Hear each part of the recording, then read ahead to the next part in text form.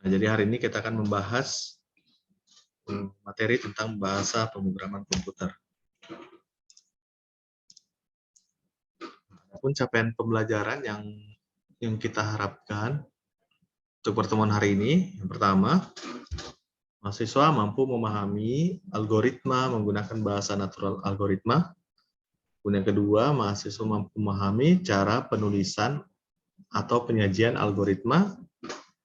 Yang terakhir, mahasiswa mampu memahami flowchart dan penggunaan tool flowchart.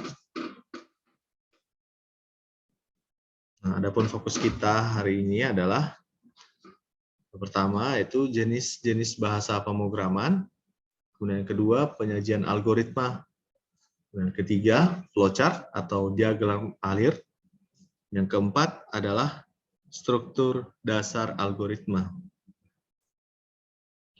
Kita yang mulai yang pertama. Mengenai jenis-jenis bahasa pemrograman itu digolongkan dua jenis. Yang pertama ada bahasa pemrograman tingkat rendah dan bahasa pemrograman tingkat tinggi. Nah, jadi bahasa pemrograman tingkat rendah itu seperti bahasa mesin atau biner. Nah, jadi ada dua jenis pemrograman tingkat rendah dan tingkat tinggi. Nah, untuk contohnya bahasa pemrogramannya. Untuk prosedural, ada namanya program Algol, Pascal, Fortran, Basic, COBOL, dan C. Nah, untuk fungsional ada Logo, APL, LISP.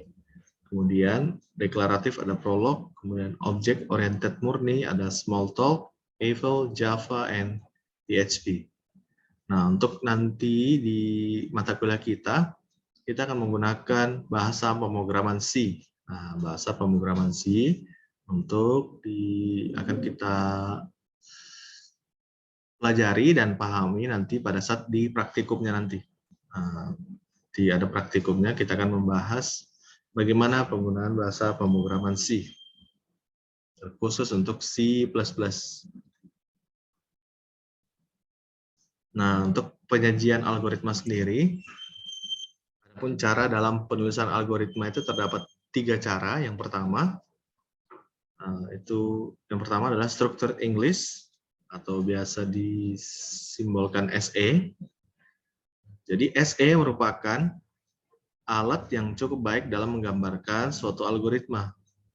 Dasar dari SE adalah bahasa Inggris karena the structured English berarti bahasa yang digunakan pemrogramannya adalah bahasa Inggris. Namun kita dapat memodifikasi dengan bahasa Indonesia sehingga nantinya kita dapat menyebutnya dengan Structured Indonesian atau SI. Sehingga SE atau SI lebih tepat dalam menggambarkan suatu algoritma yang akan dikomunikasikan kepada pemakai perangkat lunak.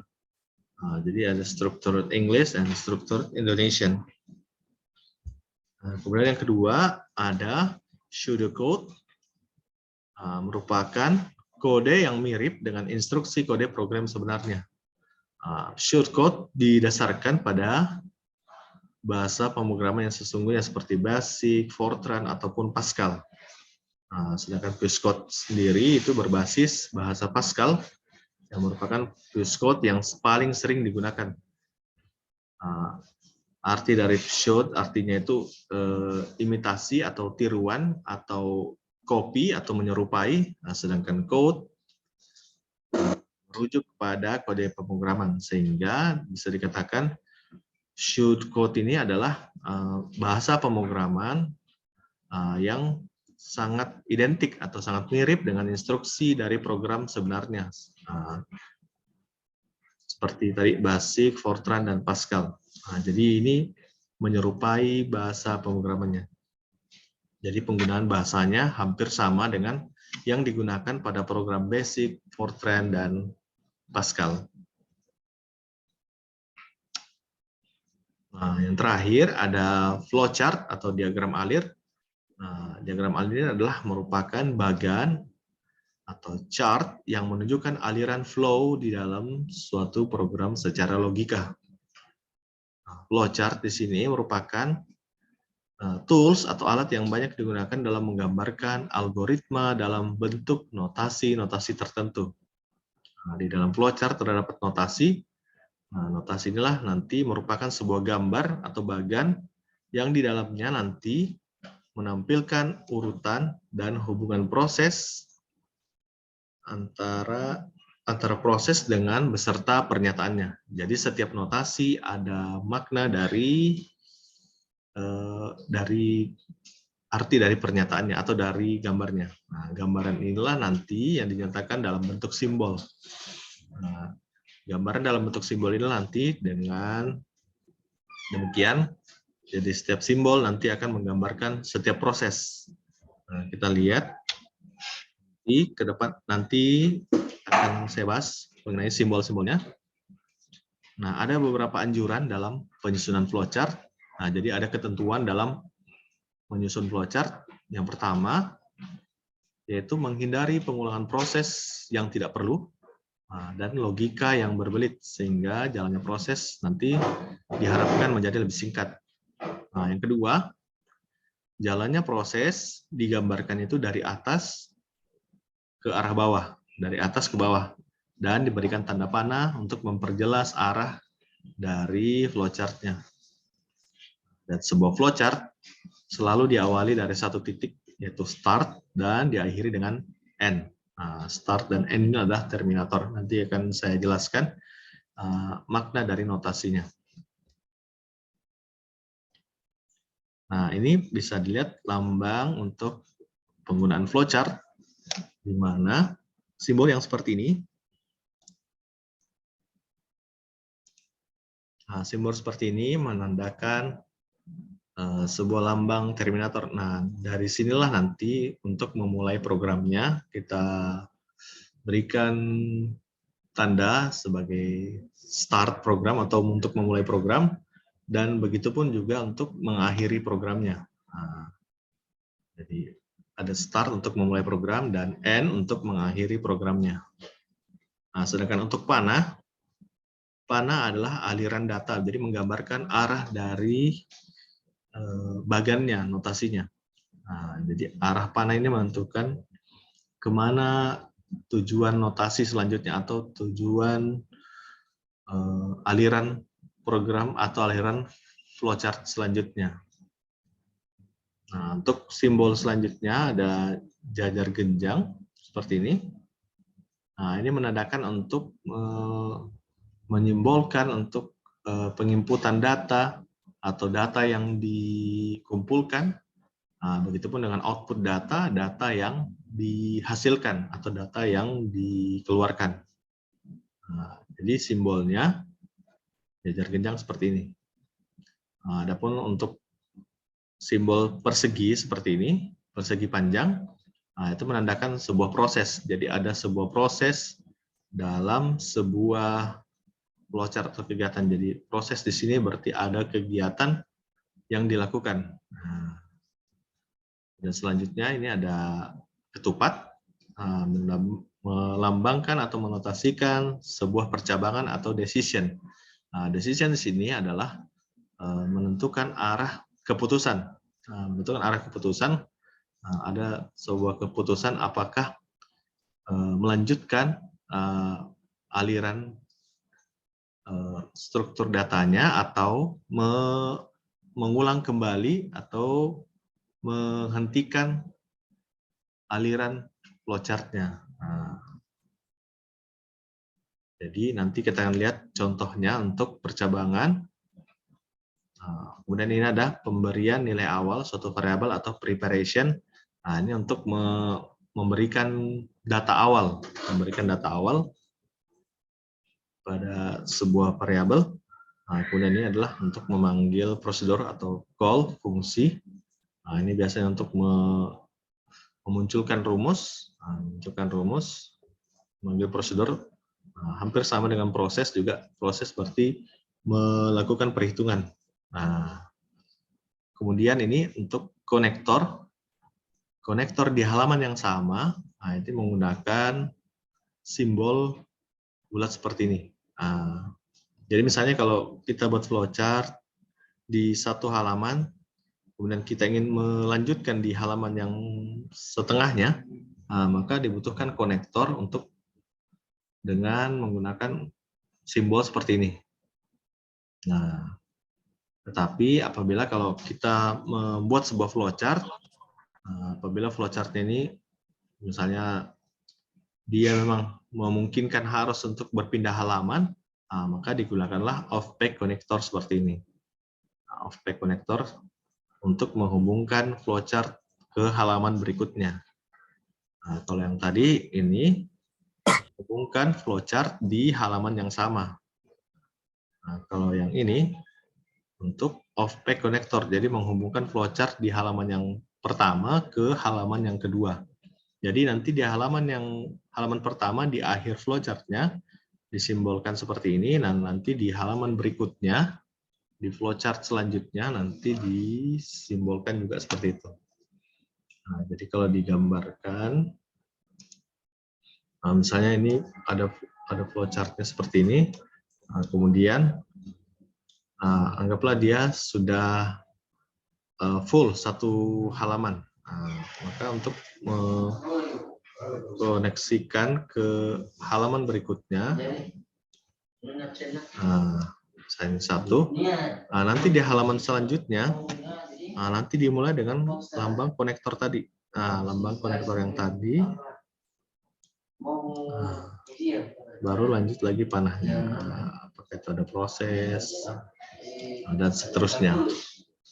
Nah, sedangkan yang tadi untuk yang konektor ini halaman yang sama, misalnya pada saat di satu halaman ini ternyata sudah habis, jadi konektornya di halaman yang sama, dan di satu halaman itu dikoneksikan lagi untuk konektor di halaman yang samanya seperti ini. Nah, saya satu, nanti dimulai juga di bagian halaman yang sama di bagian sebelah kanan, konektornya menggunakan simbol seperti ini. Jadi itu adalah contoh penggunaan penyajian dalam bentuk flowchart. Nah, ini untuk contohnya, contoh programnya. Ini untuk gambar alir logika programnya. Nah, ini tadi simbol terminator, yang ini ya, terminator untuk memulai dan mengakhiri program. Mulai dan selesai.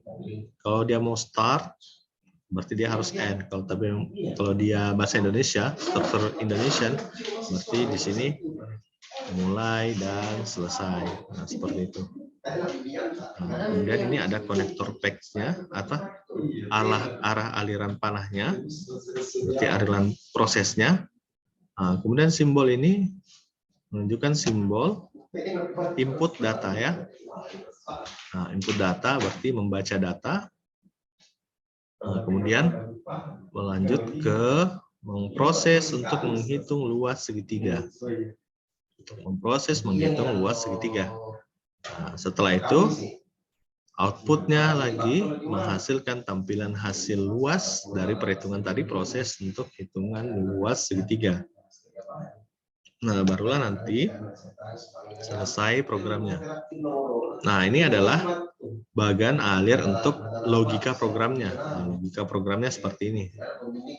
Nah, sedangkan dengan permasalahan yang sama, untuk bagan alir program yang lebih rinci, kita melihat rincinya itu apa yang dibaca datanya. Nah, seperti ini.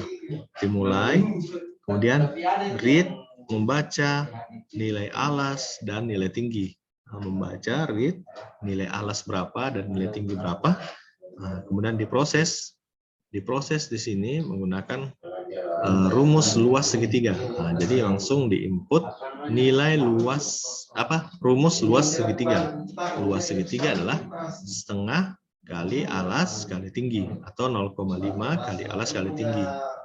Nah, setelah itu outputnya berupa memprint hasil nilai dari perhitungan proses tadi, proses perhitungan luas segitiga. Jadi memprint nilai luas, nilainya, outputnya, datanya sudah keluar, dan setelah itu baru diakhiri dengan selesai. Jadi mengakhiri end programnya adalah selesai. Sampai sini bisa dipahami untuk program flowchart-nya. Di sini bisa dipahami? Bisa, Pak. Nah, bisa. Suara saya kedengaran ya? Ya, Pak, kedengaran. Ya, kedengaran. Jadi algoritma itu ada 3 jenis. Yang pertama ada struktur runtunan atau beruntun. Nah, ini biasanya digunakan untuk program yang pernyataannya sequential atau berurut. Sequential atau berurut tadi yang seperti tadi ya. Contohnya seperti ini. Berarti kan ini berurut. Nah, ini adalah contoh struktur runtunan. Nah, ada juga yang kedua, namanya struktur pemilihan atau percabangan. Pemilihan atau percabangan di sinilah nanti yang digunakan untuk program dalam menggunakan pemilihan atau penyeleksian kondisi. Jadi ada decision di sini, ada keputusan karena adanya percabangan. Nah, yang ketiga ada struktur perulangan. Nah, ini digunakan untuk program yang pernyataannya akan dieksekusi secara berulang-ulang. Nah, kita akan bahas. Yang pertama, tadi ini contohnya adalah struktur program beruntun, sequencing. Seperti ini, contohnya sama seperti tadi ya, menghitung luas segitiga. Nah, ini contohnya untuk menghitung volume dari persegi panjang. Untuk menghitung lebar, width lebar, panjang, tinggi, kemudian prosesnya volume sama dengan panjang dikali lebar dikali tinggi, kemudian outputnya print volume dan selesai. Kemudian ini juga sama contohnya, mulai ini read untuk membaca radiusnya berapa, kemudian diproses. Proses itu adalah nilai pi adalah sama dengan 3,14. Ya? Kenapa? Nah, saya lanjut. Ini adalah nilai pi 3,14. Kemudian diproses dengan mengukur luas dari lingkaran. Luas dari lingkaran adalah pi kali r, berarti pi kali r kuadrat ya, untuk luas dari lingkaran. Kemudian nanti outputnya berupa print nilai luas dari proses tadi. Setelah itu baru selesai.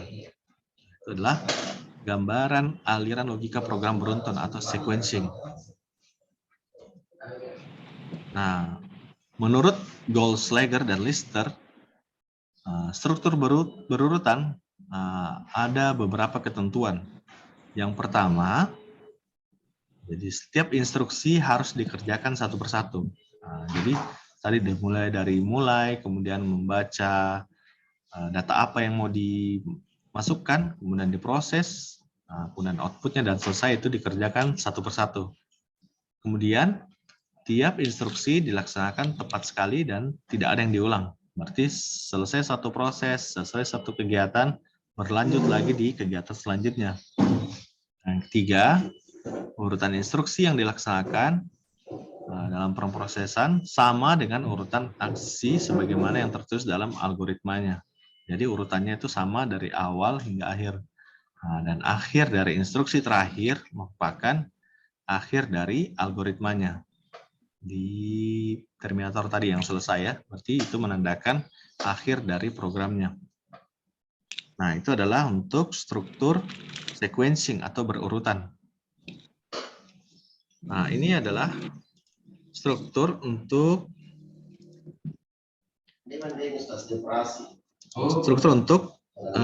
decision atau percabangan. Nah, kita lihat contohnya di sini. Memulai program, start, memulai, kemudian input data, read usia, berarti data usia yang dimasukkan di sini. Kemudian di decision atau percabangan, yang ditentukan adalah usia di atas 17. Usia di atas 17 tahun. Apabila dia usianya dari data input yang dimasukkan ada yang masuk atau ya di atas 17 tahun, maka di sini print, silahkan menonton, Sedangkan usia yang di bawah 17 tahun dinotasikan tidak di sini, decision-nya, print-nya Anda tidak boleh menonton.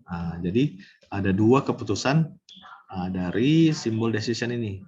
Kalau dia menyatakan decision-nya ini sudah memenuhi syarat, syaratnya itu adalah usia yang di atas 17 tahun. Jadi usia di atas 17 tahun boleh untuk menonton atau silakan menonton print-nya, output datanya. Sedangkan bagi yang tidak berusia lebih dari 17 tahun, maka output dari datanya adalah Anda tidak boleh menonton. Setelah itu baru diselesaikan akhir dari flowchart programnya. Jadi seperti ini gambaran untuk struktur percabangan atau decision.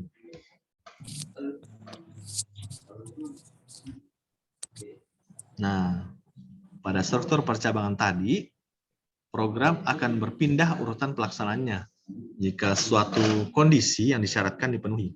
Suatu kondisi yang disyaratkan tadi seperti ini.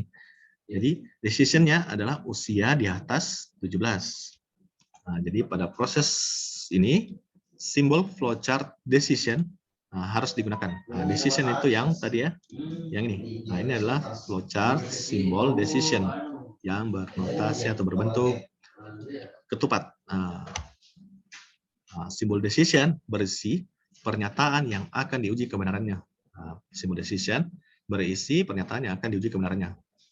Dan nilai hasil pengujian akan menentukan cabang mana yang akan ditempuh. Jadi kalau dia ya, berarti dia lanjut. Ada juga misalnya kalau dia tidak, berarti dia stop atau berhenti, atau di outputnya ya berupa apa yang ingin diinformasikan. Seperti ini tadi ya, kalau dia ya, berarti dia boleh menonton. Kalau dia tidak, berarti tidak boleh menonton. Itu adalah gambaran untuk struktur percabangan.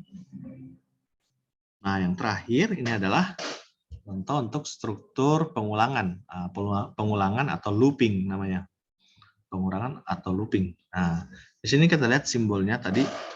Ini sama, semua untuk mengawali program itu menggunakan start, dan nanti juga untuk mengakhiri itu adalah stop atau end. Ya. Nah, di sini adalah simbol, ini adalah variabel awalnya, data untuk variabel awalnya. Jadi I sama dengan 100, berarti 1 sampai 100. 1 sampai 100, kemudian apa yang diproses, output data, input datanya, ya outputnya maksud saya, print, saya tidak akan mengulangi perbuatan itu lagi. Dalam proses loopingnya inilah nanti, jadi akan mengulangi lagi prosesnya ke data awal. Jadi itu yang pertama dia print, kemudian yang kedua lagi, begitu seterusnya, sampai ke 100, karena 1 to 100, hanya 1 ke 100, jadi pada saat pengulangan yang ke 100, barulah nanti programnya berhenti atau stop atau end. Jadi gambarannya untuk struktur pengulangan atau looping itu seperti itu. Jadi mendeskripsikan dulu data variabelnya. Kalau ini tadi simbolnya yang maksudkan itu adalah ini ya, pemberian nilai awal sebuah variabel atau preparation, simbol dari preparationnya. Simbol dari preparation inilah nanti menyatakan nilai awal yang akan dilakukan pengulangannya itu seperti apa gambarannya. I sama dengan 1 ke 100. Apa yang di output, apa yang diinginkan, berarti print, saya tidak akan mengulangi perbuatan itu lagi. Dan akan diulangi pertama. Nanti di 100 kali, nanti barulah nanti diakhiri programnya, stop. Seperti itu. Begitu gambaran untuk struktur pengulangan atau looping. Struktur pengulangan ini terdiri dari dua bagian. Kondisi pengulangan yaitu syaratnya harus dipenuhi dulu untuk melaksanakan pengulangan. Syarat ini biasanya dinyatakan dalam ekspresi Boolean yang harus diuji apakah bernilai benar atau salah. Kemudian ada badan pengulangan atau loop body, yaitu satu atau lebih instruksi yang akan diulang. Dan pada struktur pengulangan juga biasa disertai bagian inisialisasi dan terminasi ya. Inisialisasi dan terminasi. Inisialisasi maksudnya yaitu berupa instruksi yang dilakukan sebelum pengulangan. Nah, inisialisasi itu berarti yang ini ya. Nah, preparation-nya. Inisialisasi adalah preparation.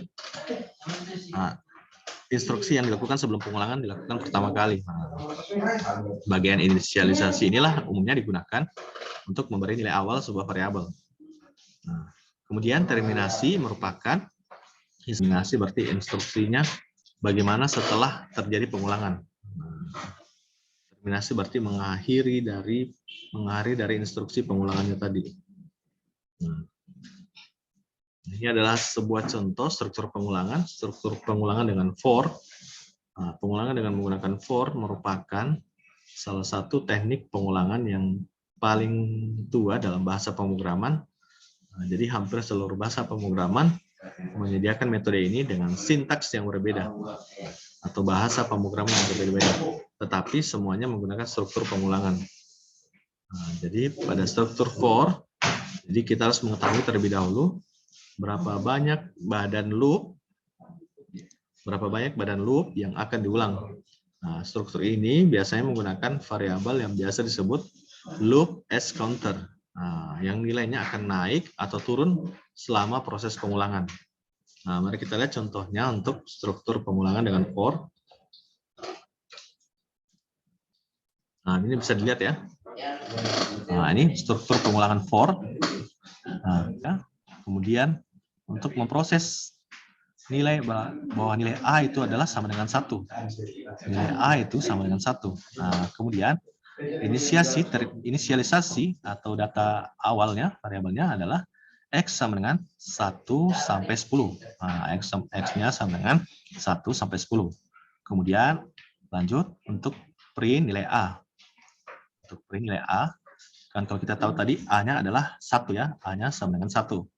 Nah, kemudian pada saat di output ternyata ada proses lagi, ada proses yang meminta A saat ini sama dengan nilai A yang lama nanti ditambah 2. Nilai A yang lama ditambah 2. Jadi A yang baru nanti di sini sama dengan A ditambah 2. Jadi kalau kita lihat A yang dulu adalah nilainya 1, kemudian ditambah 2 berarti nanti nilai A-nya nanti di sini adalah 3.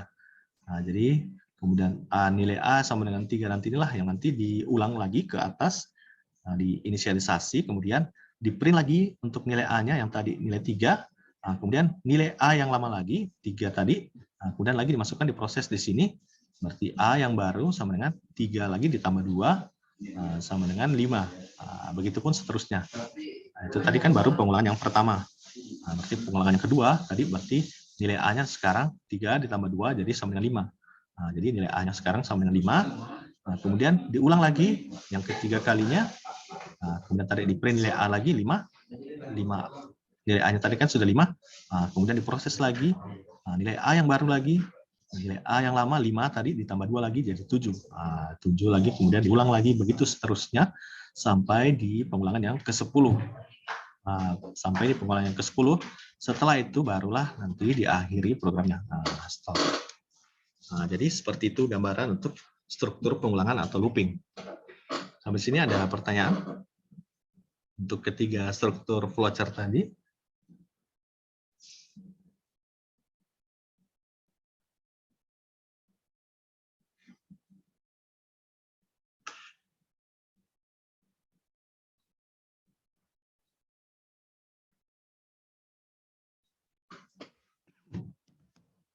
Bagaimana? Yang lain?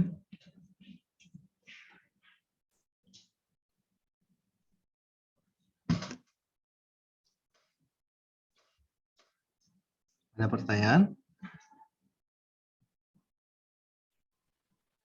Nggak ada, Ji, Pak. Nggak ada, Ji. Yang lainnya? Ainun, Chandra. Berapa orang ini? 14 ya? Iya, Pak. Nggak ada, Ji, Pak. Nggak ada, Ji. Lydia ada? Iya. Oh, dia. Ada Lydia ya.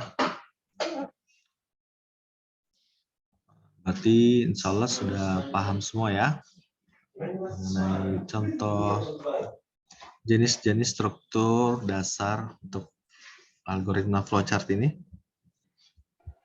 Pak, ada juga nama aku, Pak. Apa itu? Nama aku, Pak. Idul. Iya, Pak. Nanti saya cek di. Kalau di KRS-nya ada?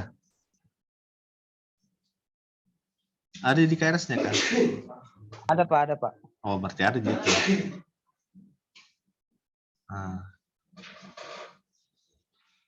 Oke. Nah, jadi itu adalah ketiga struktur flowchart. Yang tadi ada sequencing. Yang tadi kita review dulu, ada sequencing. Sequencing adalah yang program agar logikanya berurutan. Kemudian ini adalah decision atau percabangan. Kemudian terakhir ada looping atau perulangan. Nah, jadi ketiga inilah nanti kita pelajari hari ini. Kita sudah pahami bersama. Misalnya kalau sudah kita pahami untuk materi hari ini, saya akan memberikan tugas yang pertama. Yang pertama soalnya yaitu silakan buat flowchart untuk mencari luas persegi 4 ya, segi 4, persegi 4 atau segi 4. Jadi buatlah flowchart untuk mencari luas persegi 4. Kemudian yang kedua, silakan buat lagi algoritma dan flowchart dalam menentukan kelulusan mahasiswa. Ini ada ketentuannya. Jika nilai di atas 70 maka lulus. Dan apabila jika nilainya di bawah 70 atau lebih kecil sama dengan 70 maka tidak lulus. Jadi ada dua ya. Yang pertama tadi flowchart untuk mencari luas persegi 4, kemudian kedua flowchart, algoritma dan flowchart untuk menentukan kelulusan mahasiswa. Jadi dengan nilainya lebih besar sama dengan 70 dan lebih kecil sama dengan 70. Jadi ada dua ya. Nanti dibuat boleh di kertas saja, nanti digambar di situ, nanti di scan atau di foto, kemudian nanti dikirim ke email. Batas pengerjaannya nanti saya tunggu di H-1 lah, H-1 sebelum pertemuan selanjutnya. Oke, bisa dipahami ya pertanyaan tugasnya ini? Digambar manual atau Pak? Ya, digambar manual saja. Gambar di kertas biasa, nanti di foto, nanti baru dikirimkan. Oh iya Pak. Oke, kalau tidak ada lagi, terima kasih untuk pertemuan hari ini.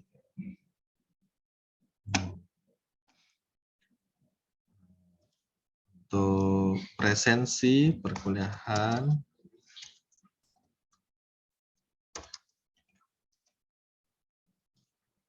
di kolom chat ya. Ya, sudah saya kirim. Silakan diklik.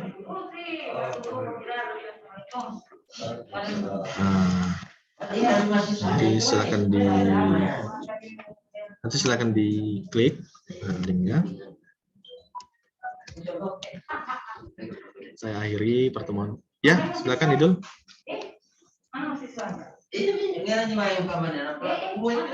Idul Wahyu, ada pertanyaan? Tidak, Pak. Tidak, Pak. Oh, soalnya upper hand. Raise hand maksudnya. Saat ini di Siko, Pak. Oh, tadi skill. Oke. Oke, kalau tidak pertanyaan lagi, saya akhiri pertemuan hari ini dengan ucapan Assalamualaikum warahmatullahi wabarakatuh. Waalaikumsalam warahmatullahi wabarakatuh.